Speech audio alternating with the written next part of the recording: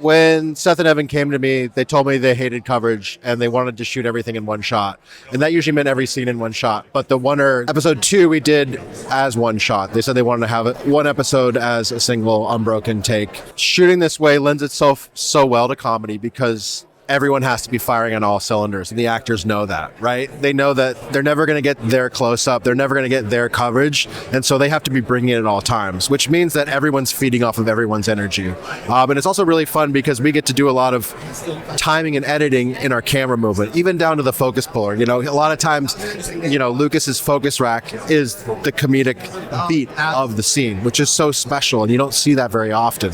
You know, and when we're rehearsing and when we're doing the first few takes, which we never use, you know, we're workshopping the scene. And the most incredible thing is that while we're shooting it, we know right away if the scene's working or not. You know, a lot of times when you're shooting comedy, I've shot a handful of comedies, a lot of times you don't really know exactly how the scene is going to hit until you edit it, right? You shoot something and you're like, that was funny, but I wonder which, you know, joke they're going to use, or I wonder if they're going to cut this or that out.